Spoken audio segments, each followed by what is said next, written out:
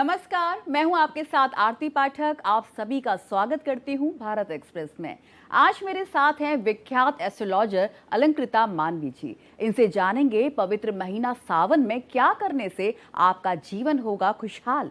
ऐसे 25 टिप्स जानेंगे जिसको करने से सावन में आपका जीवन बदल जाएगा और खुशियों का अंबार ला देगा। साथ ही सावन में सोमवार के महत्व के बारे में भी बात करेंगे। अलंकृता मानवी जी, बहुत बहुत स्वागत है आपका हमारे इस खास शो में। धन्यवाद। हर हर महादेव, जय शिव शंभू। सबसे पहले भारत एक्सप्रेस के सभी दर्शकों को इस सोमवार की, इस सावन के पहले सोमवार की अनंत शुभकामनाएं। और मैं आशा करती हूं आप सभी के लिए सोमवार जो है ये बहुत ही शुभ फल लेके आने वाला है।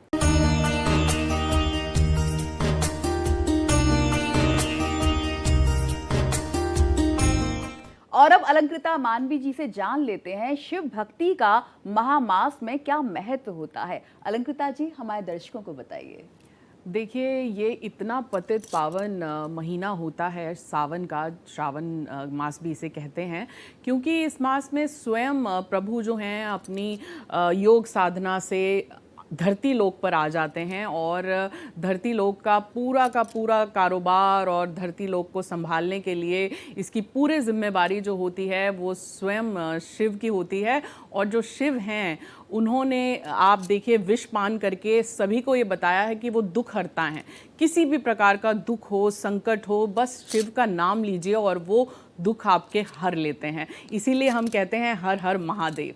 तो जब स्वयं शिव धरती लोक पर होते हैं और इस समय माता पार्वती भी उनके साथ होती हैं, माँ गंगा भी उनके साथ होती हैं, ऐसे में जब हम शिव की भक्ति करते हैं, शिव का नाम लेते हैं, शिव को प्रेम से पुकारते हैं और साथ ही में उनका अभिषेक करते हैं, नाना प्रकार के हम तप करते हैं उनके लिए, तो स्वयं प्रभु प्रसन्न होकर हमारी हर प्रकार की मनोकामना की पूर्ति करते हैं। और इसके साथ साथ देखिए, अभिषेक का तो अपना महत्व आप देख ही रहे हैं, किस तरह से इंद्रदेव जो हैं वो खुद स्वयं धरती पर आकर एक तरह से बरसात के रूप में प्रभु का अभिषेक करते हैं। देवी देवता भी प्रभु का अभिषेक करते हैं सावन के इस पावन महीने में। तो हम भी अगर प्रभु का अभिषेक करें, और अभिषेक करने के अलग अलग तरीके हैं। सबसे पहले तो गंगा जल प्रभु को अति प्रिय है, तो अगर हम गंगा जल से प्रभु का अभिषेक करते हैं तो उसका अत्यंत फल मिलता है। और उसके लिए कुछ खास करना भी नहीं है, आपको सिर्फ इतना करना है कि जल की अपनी याददाश्त होती है। जल में आप कोई भी संकल्प डालें उसकी पूर्ति अवश्य होती ही है। तो आपको करना सिर्फ इतना होता है कि आप एक पात्र अपने घर से लेकर जाएं और उसमें थोड़ा सा गंगा जल मिला के प्रभु का अभिषेक करें। और सोमवार का दिन है तो सोमवार के दिन आप प्रभु का अभिषेक जो है वो खास पंचामृत से कर सकते हैं। और वो पंचामृत आपको किस प्रकार से बनाना है उसकी मैं आपको विधि बताती हूँ। पंचामृत 5 चीज़ों से बना होता है, जिसमें कि आपका कच्चा दूध होता है और गंगा जल होता है, साथ ही में घी होता है, शहद होता है और दही होता है। आप इन सब का मिश्रण बना लें और उसके बाद उससे प्रभु का अभिषेक करें तो उसका अत्यंत फल आपको मिलता है। जी अलंकृता जी, आपने बहुत अच्छी तरह से हमारे दर्शकों को बताया कि सावन में भगवान शिव का किस तरह से जल अभिषेक किया जाए जिससे उनके जीवन में खुशियां आए, उनकी हर मनोकामना भी पूरी हो।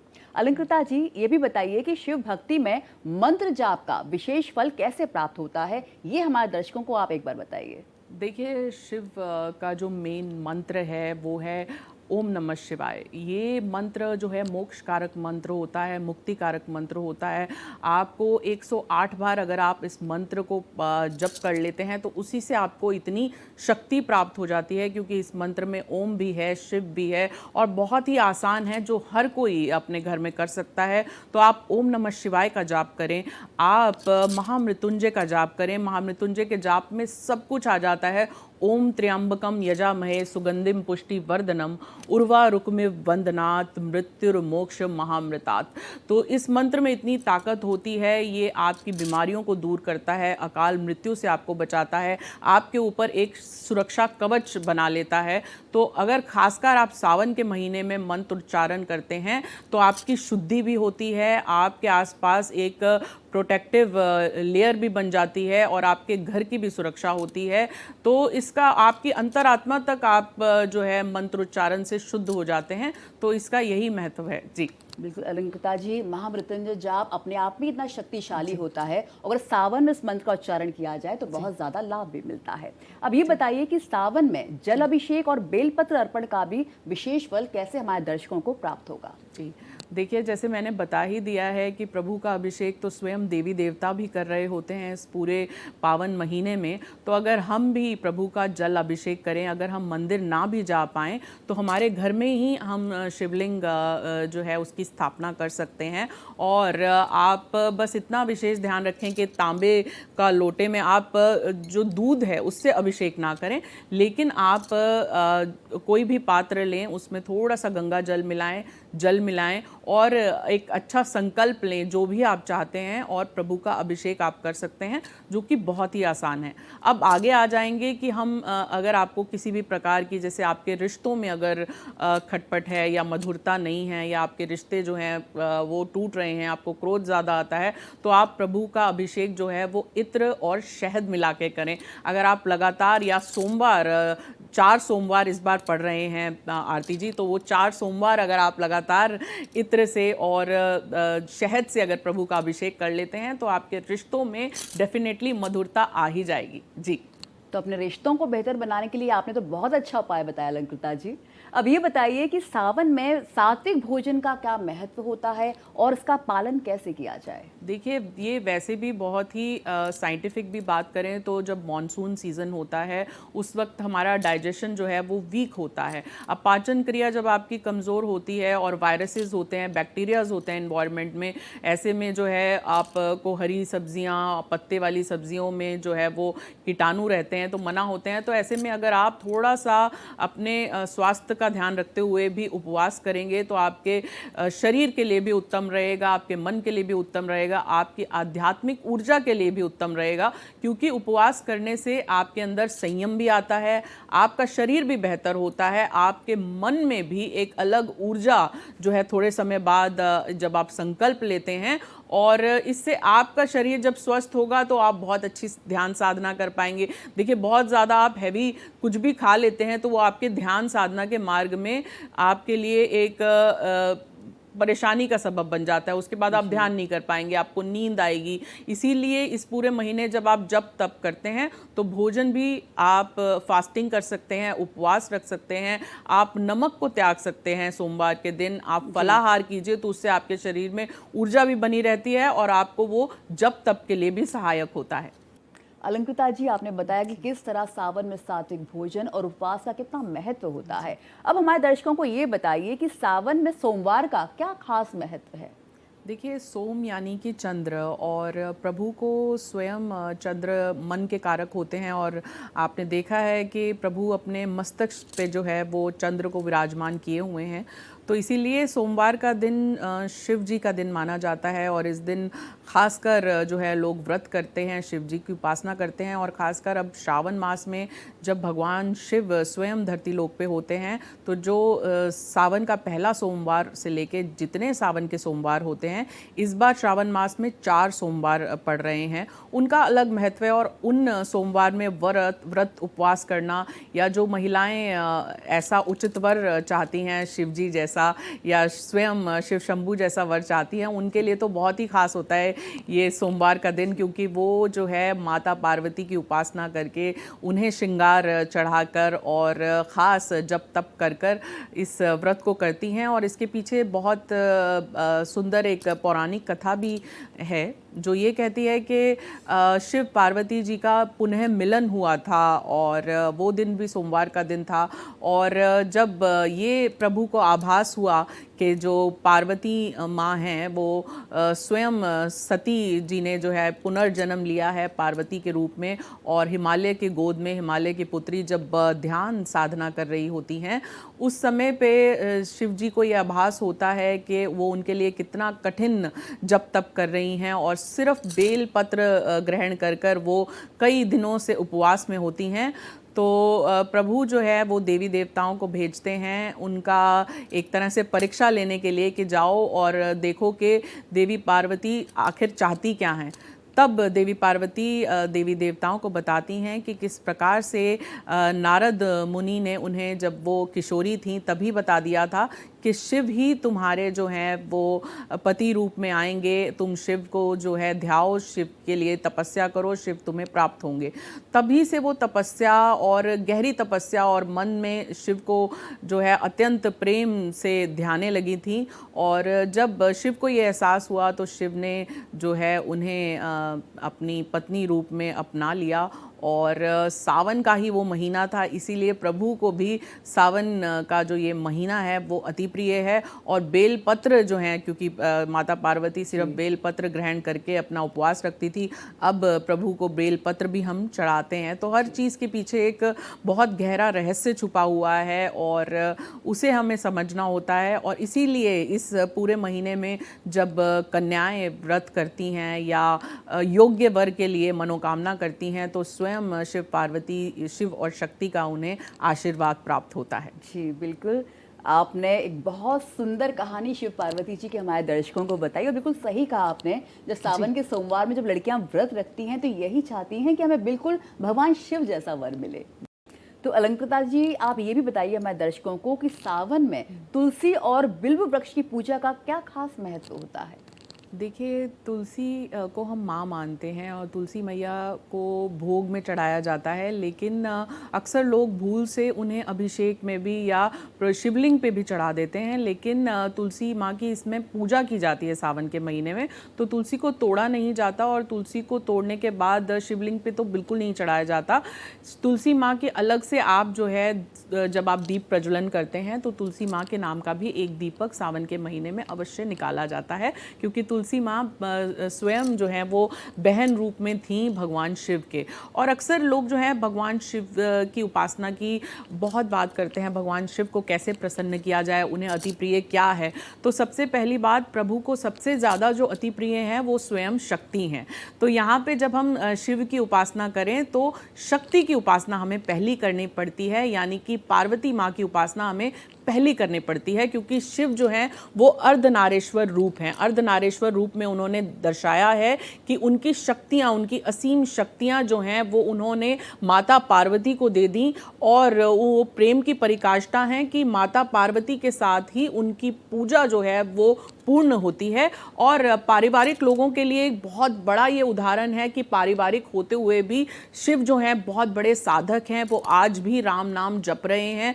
तो परिवार में होते हुए भी आप नाम जप से तर सकते हैं। आपको सिर्फ करना ये होता है कि जब आप शिवलिंग पे अभिषेक करें तो इस बात का विशेष ख्याल रखें, सबसे पहले आप गणेश जी से शुरुआत करें। अब गणेश जी को लड्डू जो है अति प्रिय हैं, आप सोमवार के दिन उन्हें लड्डू का भोग लगा सकते हैं। उसके बाद आप कार्तिकेय और उसके बाद श्रृंगार या चुनरी या पहले पार्वती माँ का अभिषेक करें, उसके बाद आप जलाभिषेक करें जो है शिवलिंग का। तो यानी कि आपके लिए परिवार जो है वो पहले होना चाहिए, ये दर्शाते हैं भगवान श्री शिव। और शिव भक्त जो होते हैं वो जानते हैं कि शिव की भक्ति जो है वो शक्ति की भक्ति के बिना अधूरी होती है। तो इस बात का ज़रूर खास ख्याल रखें। जी बिल्कुल सही कहा आपने, परिवार पहले आता है, इसलिए भगवान शिव की जो भक्ति करते हैं तभी पूरी होती है उनकी उपासना जब शक्ति यानी माँ पार्वती की भी उसके साथ पूजा की जाए। तो अलंकृता जी, ये बताइए कि सावन में जप माला के प्रयोग का क्या खास महत्व होता है? हमारे दर्शक अब ये जानना चाहते हैं आपसे। देखिए, अत्यंत लाभकारी होता है। आप 108 बार खासकर रुद्राक्ष की माला से अगर ओम नमः शिवाय का जप कर लें तो आप की वो माला भी सिद्ध हो जाती है। और अगर आप संकल्प लें कि आप ये जो सावन का पूरा महीना है लगातार आप जप करेंगे उस माला से, तो वो माला आपके लिए एक रक्षा कवच के रूप में बन जाती है। आप उसे धारण करें तो वो आपके पूरे आभा मंडल की आपकी सुरक्षा करती है। और माला के साथ साथ जप आपके लिए आसान भी हो जाता है और अभिमंत्रित भी हो जाता है। जी, तो माला जप का भी बड़ा खास महत्व होता है सावन के दौरान। अब ये बताइए कि सावन में गुरु पूर्णिमा और श्रावण सोमवार व्रत का क्या खास महत्व होता है? देखिए, श्रावण मास से पहले गुरु पूर्णिमा आती है और बिना गुरु के, तो कहते हैं सुरबिन मिले ना सरस्वती, गुरु बिन मिले ना ज्ञान, जैसे कर्म करोगे वैसे फल देगा भगवान। तो यहाँ कि यहाँ आपके कर्म भी बहुत मैटर करते हैं। आप व्रत करते हैं, उपासना करते हैं, तो किसी का तिरस्कार मत करें, किसी का हक ना मारें, किसी का दिल ना दुखाएं। पूरे सावन के महीने अपने आचरण पे, अपने व्यवहार पे भी खास ख्याल रखें। अगर आपको क्रोध ज़्यादा आता है, तो प्रभु का तापमान बढ़ गया था विषपान करने के बाद, तभी जो है उन्हें जल से अभिषेक किया गया था। तो आप स्वयं भी जब भी जल ग्रहण करें, थोड़ा सा अभिषेक के बाद वो जल आप अपने घर में लेकर आएँ और उसका पूरा छींटा लगा दें। उस जल को जो है आप ग्रहण करें प्रसाद रूप में, तो आप भी शांत हो जाएंगे, क्योंकि पूरा महीना जो है वो शीतल स्वभाव में रहने का होता है और अपने अंदर के शिव तत्व को उजागर करने का महीना होता है ये। और खासकर इस महीने अगर आप प्रभु का प्रेम से नाम अंतर मन में भी ले लेते हैं, तब भी आप तर जाते हैं। बिल्कुल तर जाते हैं। गुरु का नाम आपको आध्यात्मिक शक्ति देता है, उसके अलावा आपको काफ़ी शांति और शीतलता भी प्रदान करता है। अलंकृता जी, अब ये बताइए कि सावन में तर्पण और पितृ शांति का क्या खास महत्व होता है? देखिए, सावन का जो पूरा महीना है, 15 दिन आपका अमावस्या के से पहले का जो होता है, उस समय आप जो है अपने गुरुओं को याद करते हैं, अपने पूर्वजों को याद करते हैं, पूर्वजों की बातों को याद करते हैं, क्योंकि श्रवण का महीना होता है, सुनने का महीना होता है। तो ऐसे में आप अपने गुरुओं की वाणी, जो गुरु हैं हमारे, सबसे पहले ये बताते हैं कि हमारे माता पिता, हमारे पूर्वजों का सम्मान जो है वो सबसे ज़्यादा ज़रूरी होता है। तो ऐसे में जब आप दान दक्षिणा करें, तो अपने पूर्वजों को ध्यान में रख के, अपने पूर्वजों के निमित्त पहले आप दान दक्षिणा में उनका नाम ले लें। उनके निमित्त आप गाय को रोटी खिलाएं, उनके निमित्त आप जो है पशु पक्षियों का भी ख्याल रखें। और इसके साथ साथ आप जब दान दक्षिणा में अपने पूर्वज को आगे ले आते हैं, तो आपके पूर्वज जो हैं आपके पूरे घर की सुरक्षा करते हैं, स्वयं आ जाते हैं आपके जप तप और साधना में आपकी मदद करने के लिए।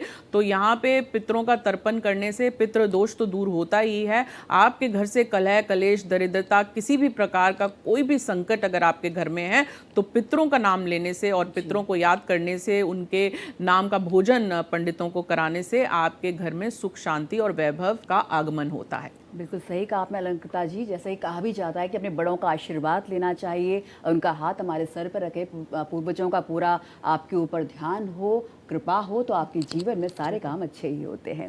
अब ये बताइए कि सावन में संकल्प और सकारात्मक विचार का कितना महत्व होता है? बिल्कुल, देखिए, सारी बात तो आरती जी संकल्प की होती है। हमारा मन अच्छा है तो सब कुछ अच्छा है।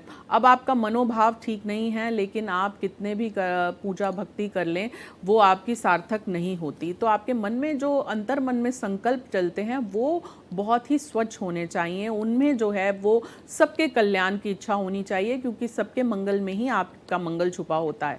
तो यहाँ पे अगर आपका अंतर मन स्वच्छ होगा, आपके विचार स्वच्छ होंगे, और जब आप एक संकल्प के साथ बैठेंगे, आप सबसे पहले व्रत का भी संकल्प लेते हैं और उसमें आप अपना नाम लेते हैं, अपने परिवार का नाम लेते हैं, और उसके बाद आप ये मन में संकल्प ले लेते हैं कि आप 4 सोमवार का व्रत रखेंगे या 16 सोमवार का व्रत रखेंगे, या आप कोई संकल्प ले लेता है कि वो कावड़ से गंगा जल लाके प्रभु का अभिषेक करेगा, तो वो इतनी दूर पैदल चल के आ जाता है। तो अगर आपके मन में वो दृढ़ता है, आपने एक अच्छा संकल्प ले लिया है, तो उसकी पूर्ति करने के लिए स्वयं शक्तियाँ आपका साथ देती हैं।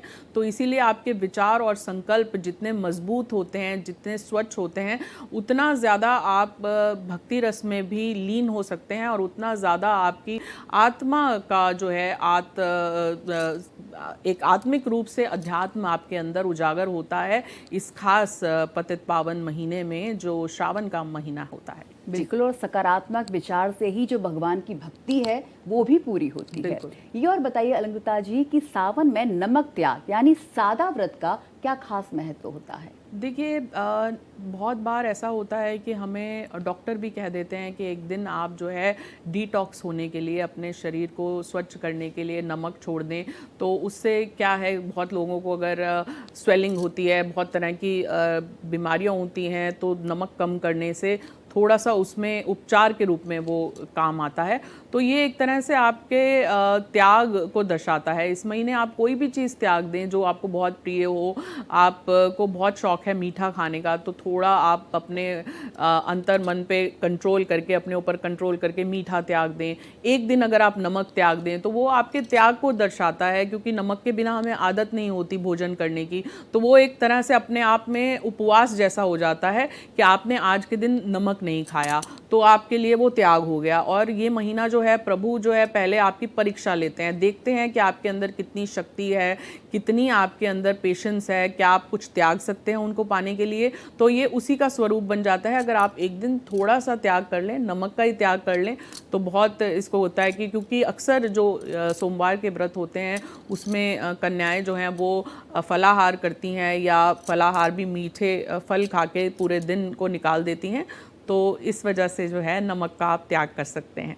जी, तो सही कहा आपने। नमक के साथ साथ जो भी वस्तु सबसे अधिक प्रिय हो किसी इंसान को, जिसका टेस्ट हो, अगर उसका त्याग किया जाए तो वही असली तप होता है। अलंकृता जी, ये भी बताइए कि सावन में दान और सेवा का क्या खास महत्व होता है? देखिए, दान और सेवा का तो अपने आप महत्व सब जानते ही हैं कि आप अब कलयुग है, जो आप देते हैं वो आपके पास दुगने रूप में लौट के भी आता है।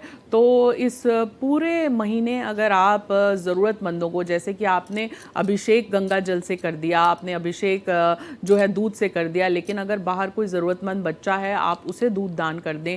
अगर आपको अन्न आपने दान किसी ज़रूरतमंद को कर दिया, या जो श्रृंगार की वस्तुएं हैं जब हम माता पार्वती को चढ़ाते हैं तो वो श्रृंगार की वस्तुएं आप किसी ऐसी स्त्री को जो ज़रूरतमंद है, जिसको ज़रूरत है इस पूरे महीने, आप वो दान करके देखिए। और इस पूरे महीने में जब तप जो है वो कभी भी पूर्ण नहीं होता जब उसमें दान छुपा नहीं होता। दान यानी कि आप जो अपनी तरफ से देते हैं, और ख़ासकर इस पूरे महीने जब आप ब्राह्मणों को और योग्य पुरुषों को, योग्य पंडितों को दान देते हैं, तो उसका अपना पूरा महत्व होता है, और आपको प्रभु का इसमें आशीर्वाद भी मिलता है, और पूरे साल के लिए आपका वो जो दान है वो निष्फल नहीं जाता।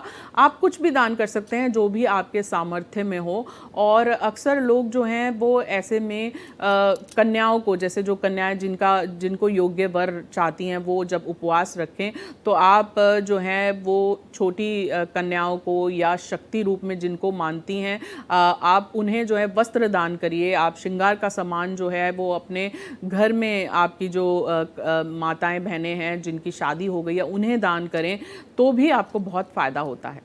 जी, बिल्कुल सही कहा आपने। सावन में ध्यान और अंतर्मुखी तपस्या का क्या खास महत्व होता है? देखिए, ये तो पूरा महीना वैसे ही अपने अंदर के शिव तत्व को जगाने का होता है। हम सभी में कहीं ना कहीं शिव तत्व छुपा होता है, जो हमें एक कॉन्शियस लिविंग के बारे में बताता है। अपने तीसरे नेत्र यानी आपकी जो थर्ड आई है उसको अवेकन करने का समय होता है। आप अपने सातों चक्रों को जागृत कर सकते हैं। आप जब ध्यान में बैठें, कुछ बातों का खास ख्याल रखें, चाहे आप 10 मिनट ही ध्यान में बैठें, लेकिन आपकी जो मेरुदंड है यानी रीढ़ की हड्डी है वो सीधी हो। आप जो है वो आपके पास आसन हो। आसन के बाद आप जिस दिशा में बैठ रहे हैं, ईशान कोण में बैठें, नॉर्थ ईस्ट में बैठें, जहां आपने प्रभु को विराजमान किया हुआ है, साफ सफाई का खास ख्याल रखें। उसके बाद जब आप ध्यान साधना में लीन होते हैं तो ऐसे में सृष्टि में, देखिए श्रावण मास में जो श्रावण नक्षत्र होता है वो इतना प्रबल होता है, वो आपको पूरी सहायता करता है अंतर्मुखी होने का, आत्म संवाद में चले जाने का। जब आप अंतर्मुखी होंगे तो पूरी ऊर्जा आसपास सृष्टि में ऐसी होती है जो सहायक होती है आप को साधना करने के लिए। तो जब आप खुद को साध लेते हैं, अंतर्मुखी हो जाते हैं, तो आपके अंदर के जो शिव हैं वो प्रकट होते हैं, जो जन कल्याण के लिए, जो अच्छे कार्यों के लिए आपको प्रेरित करते हैं, माता पिता की सेवा के लिए, बुजुर्गों की सेवा के लिए, आपके आसपास जो हैं, आपके इन्वायरमेंट में वृक्षारोपण के लिए, बहुत कुछ आप खुद ही अच्छा करने लगते हैं, क्योंकि फिर प्रभु जो है आपके अंतर मन में स्वयं प्रकट होकर आपको सहायक होते हैं कि आपको क्या करना चाहिए। और इस पूरे महीने आप कुछ करें ना करें, मेडिटेशन अवश्य करें। मेडिटेशन चाहे आप ध्यान जिसे हम कहते हैं, चाहे 10 मिनट का, 5 मिनट का, और ब्रह्म मुहूर्त में अगर आप ध्यान कर पाएँ तो आपको दुगना फ़ायदा होता है इस पूरे महीने। ब्रह्म मुहूर्त में उठें, ओम नमः शिवाय का जाप करें और आप देखेंगे कि आपके अंदर कितनी ज़्यादा ऊर्जा आ जाएगी आगे अपने पूरे कार्यों को संपन्न करने की पूरा दिन। जी, तो ध्यान किस तरह से करें, किन बातों का खास ध्यान रखें, आपने बहुत अच्छी तरह से हमारे दर्शकों को समझाया। अब ये बताइए कि सावन में पंच तत्वों से उपचार का क्या खास महत्व होता है? जी, बहुत अच्छी बात पूछी आपने। देखिए, हम सभी जो हैं वो पंच तत्वों के बने हुए हैं और भगवान जो शब्द है उसका अर्थ भी हम पंच तत्वों से लेते हैं। तो यानी कि आपके जो 5 तत्व हैं जैसे कि धरती, आकाश, अग्नि और वायु और साथ ही में आप का जल तत्व, इन जल तत्व को तो प्रभु खुद ही मान रहे हैं। प्रभु को कितना प्यारा है अभिषेक। तो यानी जल तत्व में अपनी एक याददाश्त होती है, शक्ति होती है और प्योरिफिकेशन सबसे ज़्यादा जल तत्व से होती है। तो जल तत्व को कभी भी आप किसी भी नदियों में या गंगा मैया को गंदा ना करें। कहीं ना कहीं आप जिन 5 तत्वों के बने हुए हैं उसमें आपकी हीलिंग भी छुपी हुई है। सूर्य को आप जब नमन करते हैं, सूर्य को आप अर्घ देते हैं तो आपकी उन्नति होती ही होती है, आपके कार्यों में उन्नति होती है। चंद्र जो प्रभु को भी बहुत प्रिय है, चंद्र मन का कारक होता है। जब आप चंद्र की उपासना करते हैं, चंद्र को अर्घ देते हैं या पूर्णिमा वाले दिन व्रत करते हैं तो स्वयं आपके मन में शीतलता आती है, आपकी चंद्र नाड़ी जो है वो जागृत होती है और आप जितने इमोशनल प्रॉब्लम हो या कितने रिश्तों में दिक्कतें हों वो आपकी ठीक होने लगती हैं और आपका मन भी शांत होता है जब आप चंद्र की उपासना करते हैं। उसी के साथ साथ जब आप धरती पे चलते हैं कुछ देर या धरती पे आप नंगे पैर कुछ देर चल लें या धरती माँ की उपासना करते हैं, उससे भी आप के अंदर जो है वो असीम शक्तियाँ आ जाती हैं। और वायु, जब आप प्राणायाम करते हैं आप को बहुत सहायक होता है प्राणायाम अपनी पूरी शरीर में ऑक्सीजन की मात्रा को बढ़ाने के लिए। और जब ऑक्सीजन की मात्रा नियंत्रित रूप से आपके शरीर में होती है तो वो सहायक हो जाती है आपके लिए ध्यान के लिए, साधना के लिए और पूरे दिन ऊर्जावान रहने के लिए। तो इन्हीं 5 तत्वों में आपके हर तरह के उपाय छुपे होते हैं जीवन के, आपको कहीं और जाने की ज़रूरत नहीं होती। और हमारे वेद शास्त्र और सनातन जो है इन्हीं 5 तत्वों की उपासना करने के लिए आपको प्रेरित भी करता है। तो इन्हीं में सब कुछ सृष्टि का पूरा सार छुपा हुआ है। जी बिल्कुल, पूरी सृष्टि का सार इसी में छिपा है। आपने हमारे दर्शकों को बहुत अच्छी तरह से पंच तत्वों की विशेषताएं भी बताई। अलंकृता जी, अब ये बताइए कि सावन में सुगंध और धूनी के प्रयोग का क्या खास महत्व होता है? देखिए, ये सुगंध और धुनी आपके पूरे घर में से कीटाणु तो दूर करती ही है, जितने बैक्टीरियाज वायरसेस हैं उन्हें दूर करती है। और हम जो 5 सेंसेस के बने हुए हैं उनमें से सबसे बड़ी सेंस होती है सुगंध यानी स्मेल की सेंस। तो जब आपके घर में एक अच्छी धुनी होगी, एक अच्छा वातावरण होगा तो आपका स्वयं जो है वो आध्यात्मिकता की ओर मन लगेगा। आपके घर की जो है पूर्ण रूप से एक तरह से आपके घर की वाइब्रेशन जो है वो ठीक होगी। अगर आपके घर में कोई नकारात्मक ऊर्जा है तो जब आप धुनी लगाते हैं, आप अपने घर में लोबान या किसी भी प्रकार का अग्नि तत्व को जलाते हैं तो नकारात्मक ऊर्जाएं स्वयं ही घर से दूर भाग जाती हैं और आपका घर जो है वो साफ सुथरा हो जाता है, ऊर्जावान हो जाता है, सकारात्मकता का संचार होने लगता है आपके पूरे घर में। अलंकृता जी, ये और बताइए कि रुद्राक्ष की तो बड़ी महत्वता है और सावन में भगवान शिव की बात हो रही है, तो सावन में खास तौर पर रुद्राक्ष धारण करने का क्या खास महत्व होता है, हमारे दर्शकों को ये बताइए। देखिए, रुद्राक्ष स्वयं प्रभु शिव का ऐसा दिया हुआ प्रसाद है मानव को जिससे वो बहुत तरह की सुरक्षा ग्रहण कर सकता है। क्योंकि रुद्राक्ष अगर पंचमुखी हो तो वो आपको ध्यान, अध्ययन, आध्यात्मिकता बढ़ाता है। रुद्राक्ष अगर एक मुखी हो तो वो आपको पूर्ण रूप से मोक्ष और मुक्ति कारक बना देता है। अगर 11 मुखी हो, हर मुखी रुद्राक्ष की अपनी एक महत्व है, अपनी एक कहानी है। और रुद्राक्ष में इतनी शक्ति होती है कि वो अपने आसपास हैलोजन क्रिएट कर लेता है। अगर आप उसे धारण करते हैं तो कोई भी प्रकार की नकारात्मक ऊर्जा आपके पास भी नहीं आती। और रुद्राक्ष से जाप करने का फिर अपना एक फ़ायदा है। अब रुद्राक्ष आपने अगर इसको अभिषेक करते समय आप जल में प्रभु को रुद्राक्ष अर्पण करें या प्रभु शिवलिंग में आप रुद्राक्ष जो है अर्पण करने के बाद प्रभु के आशीर्वाद के बाद उस रुद्राक्ष रुद्राक्ष को आप खासकर इस श्रावण के महीने में धारण करते हैं और उससे माला जाप करते हैं या उसे अपने शरीर में आप धारण करके रखते हैं, तो वो आपके आभा मंडल को सुरक्षित रखता है, आपके को ऊर्जावान रखता है, आपको आपके विचारों को, आपके संकल्पों को शुद्ध करता है और आपके अंदर एक सकारात्मक ऊर्जा का संचार बनाए रखता है। जी तो अलंकृता जी, अब तो सावन में रुद्राक्ष माला के बारे में भी बात हो गई, इसका क्या महत्व होता है, क्या विशेषता होती है, और अब बात कर लेते हैं कि सावन में भजन कीर्तन और शिव चालीसा पाठ का क्या खास महत्व होता है। हमारे दर्शकों को आप ये बताइए। देखिए, श्रावण मास का तो अर्थ ही होता है श्रवण करना।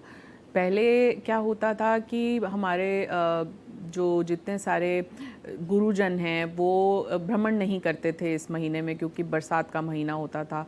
तो आसपास के सब लोग जो हैं श्रवण करने के लिए, उन्हें सुनने के लिए आ जाते थे। तो जितने उनके मन में जितने विचार ऐसे थे या भ्रमित थे वो उनके भ्रम दूर होते थे और उनकी जो भी क्वेश्चन आंसर या जो भी उत्तर उनको चाहिए होते थे आध्यात्मिकता तक पहुंचने के लिए, वो सुनते थे। तभी से श्रावण मास में श्रवण का अपना एक महत्व है, यानी कि जो आप सुनते हैं वही आप बन जाते हैं। इसीलिए हमारे 2 कान प्रभु ने दिए हैं ताकि हम सुने। और जब हम गुरुओं की वाणी सुनते हैं, जब हम सुबह सुबह उठ के भजन कीर्तन सुनते हैं, तो हमारा पूरा दिन जो है वो सार्थक हो जाता है और कहीं ना कहीं एक नई ऊर्जा हमें मिलती है पूरे दिन को और सकारात्मक बनाने की। तो यहाँ पे जब हम शिव स्तोत्र का पाठ करते हैं, शिव तांडव स्तोत्र का पाठ करते हैं, शिव चालीसा का पाठ करते हैं, तो अपने आप जो है शिव की शक्तियाँ और शिव का एक आशीर्वाद हमें पूरे दिन तो मिलता ही है और आगे भी जो है उनको प्रसन्न करने के लिए हमें एक मार्ग, एक तरह से हमें एक तत्व मिल जाता है। और शिव की जितनी महिमा हम इस पूरे महीने करते हैं उतना ही हमें लाभ मिलता है। और घर में अगर आप भजन कीर्तन या भोजन भजन जब साथ करते हैं तो वैसे ही एक अलग ऊर्जा का, सकारात्मक ऊर्जा का निवास आपके स्थान पे स्वयं होने लगता है। बिल्कुल, बहुत सही कहा आपने। सकारात्मक ऊर्जा इससे हमें मिलती है। इसके अलावा भजन कीर्तन से जो पूरा माहौल है वो भी काफ़ी भक्तिमय हो जाता है। भगवान शिव का भी हमें खास आशीर्वाद प्राप्त होता है।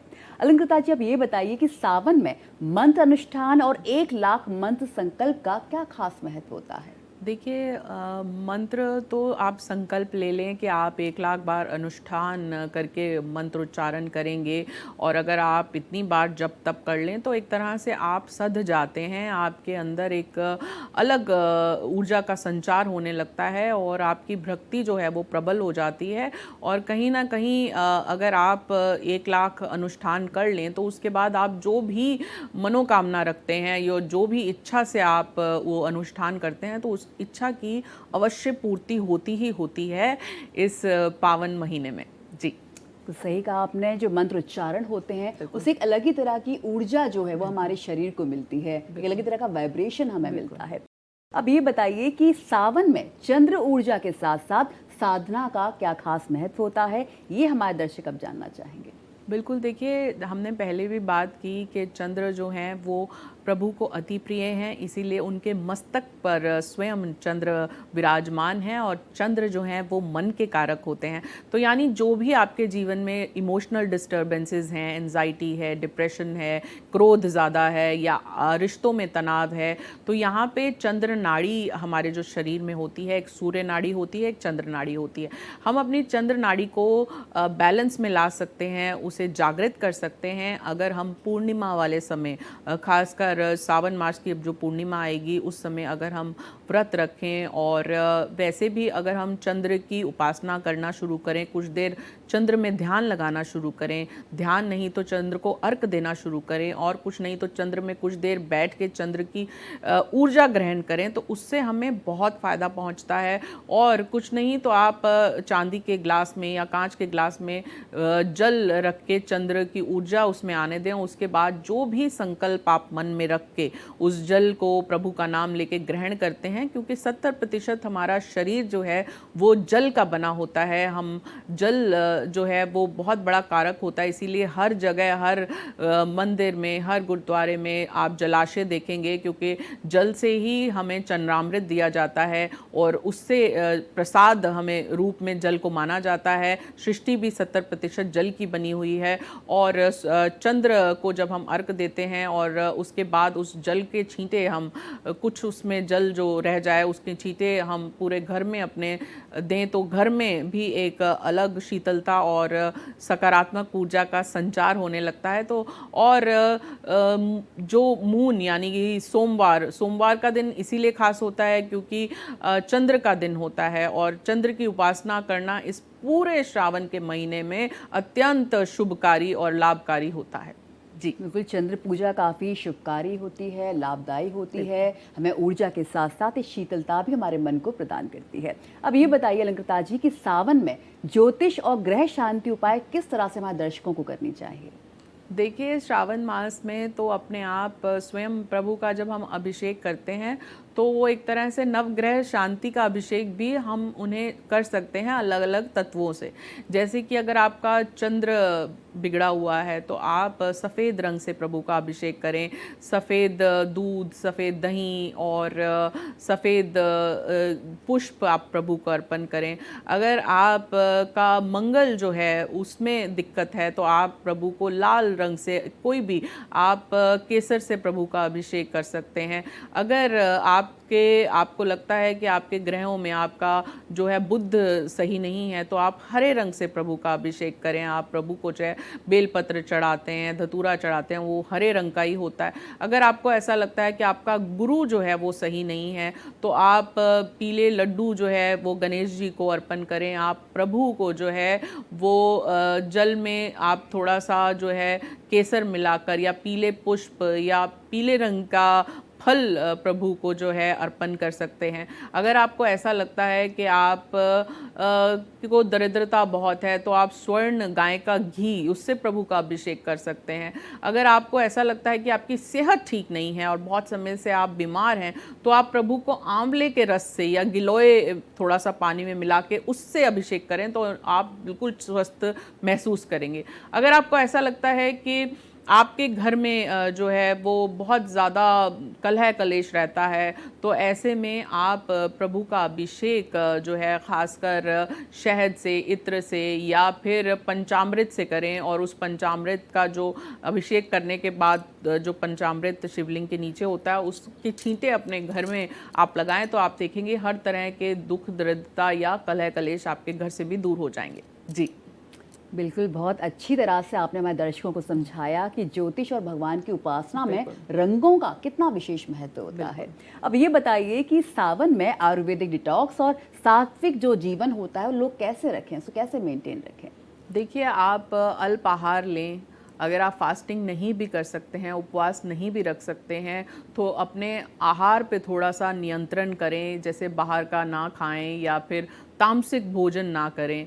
और बहुत सारी तामसिक चीज़ें ऐसी हैं जैसे मांस, मदिरा, उनका सेवन वैसे ही नहीं करना चाहिए क्योंकि सावन के महीने में डाइजेशन आपका वीक होता है।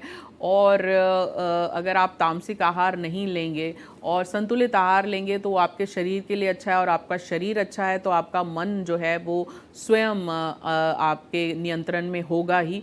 और कहीं ना कहीं भगवान शिव जो हैं वो आपको ये भी सिखाते हैं। देखिए, उन्हें जो है बेलपत्र, भांग, धतूरा, ये हरी चीज़ें हैं तो कहीं ना कहीं आयुर्वेदा भी हमारा जो है वो जड़ी बूटियों से बना है। जड़ी बूटियाँ आप का उपचार के लिए हर तरह की जड़ी बूटियाँ आपके पास हिमालय में मौजूद हैं।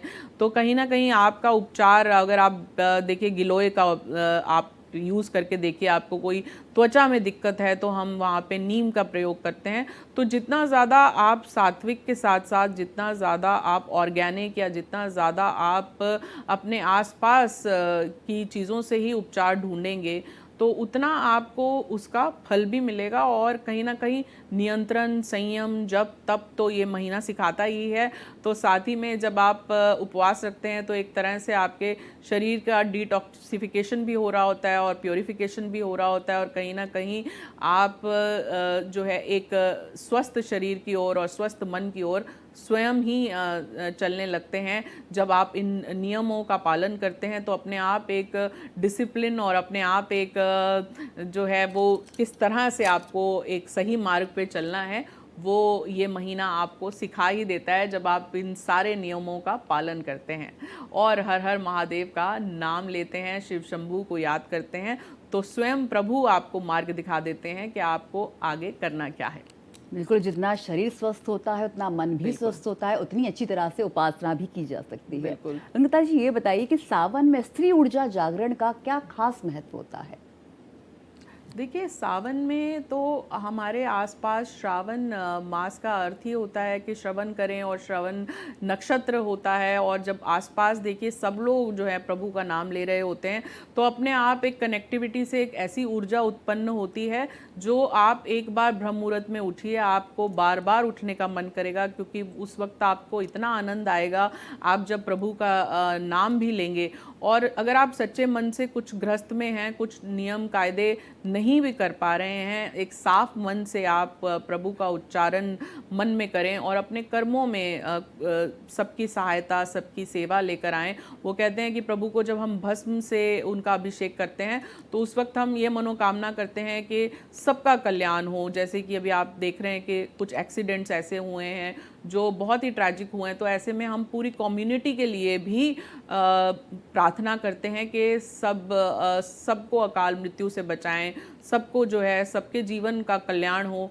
क्योंकि जब हम देखिए ओम भूर्भुवः स्वाहा जो हमारा गायत्री मंत्र है वो भी यही कहता है कि जब हम सबके कल्याण का सोचते हैं तो कहीं ना कहीं हमारा कल्याण जो है वो सर्वोत्तम और सबसे पहले होता है। लेकिन मन में जो एक अच्छा संकल्प और एक सबके कल्याण का संकल्प जो है वो बहुत ज़रूरी होता है। और कहते हैं प्रभु जो हैं वो भाव के भूखे होते हैं, आपके प्रेम के भूखे होते हैं। जब आप पूर्ण निष्ठा के साथ, पूर्ण प्रेम के साथ उन्हें याद करते हैं तो कहीं ना कहीं वो आपको मिल ही जाते हैं। जी बिल्कुल, बहुत सही कहा आपने। पूर्ण प्रेम और पूर्ण निष्ठा ये तो बहुत ही आवश्यक है भगवान को पाने के लिए। अब ये बताइए अलंकृता जी कि सावन में हरा रंग, हरियाली का तो खास महत्व होता है, काफ़ी हम देखते भी हैं। सावन में वृक्षारोपण और प्रकृति से जो संबंध है उसका क्या खास महत्व है? देखिए, जब वर्षा होती है सब कुछ धुला धुला, पूरा वातावरण इतना सुंदर हो जाता है, हर जगह हरियाली होती है।